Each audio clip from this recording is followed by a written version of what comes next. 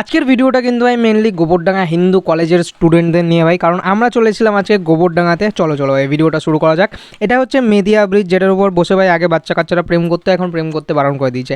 যাই হোক, আমরা চলে এসেছিলাম এই রেস্টুরেন্ট বা ক্যাফেটাতে, যেটার নাম হচ্ছে গল্প কুটির। এটা হচ্ছে স্টেশনের পাশে, গোবরডাঙ্গা কলেজের রাস্তা ঠিক পাশের রাস্তাটা। এক্স্যাক্ট ভাই কীভাবে মনে করাবো আমি ঠিক জানি না, বুঝতে পারছি না ভাই এক্স্যাক্ট কীভাবে রাস্তাটার লোকেশনটা তোমাদের বলবো, একটু খুঁজে খুঁজে চলে যাবো ভাই, ঠিক আছে। এরপর আমরা চলেছিলাম ক্যাফের ভেতরে, আর ক্যাফের ভেতরে অ্যাম্বিয়েন্সটা কিন্তু মোটামুটি ঠিকঠাক ছিল। আর সামনে ছিল ভাই রূপম, একদম সানগার্ড করে বসে আছে, চুল দিয়ে সানগার্ড ভাই, চোখে যাতে আলো না লাগে। তারপর ছিল ছোটো কাকা, তারপর ছিলাম আমি ভাই অ্যাস্থেটিক বাচ্চা।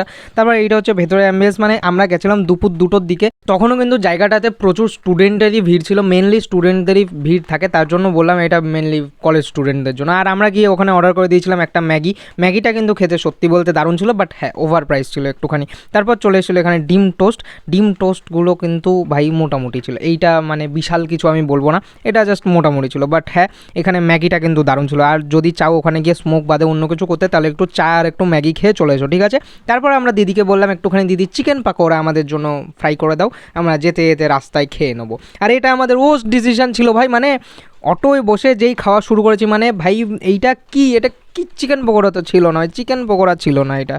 যাই হোক ভাই, আজকের মধ্যে আসি, দেখা হচ্ছে আবার পরের ভিডিওতে। ভাই করো একটু কমছে।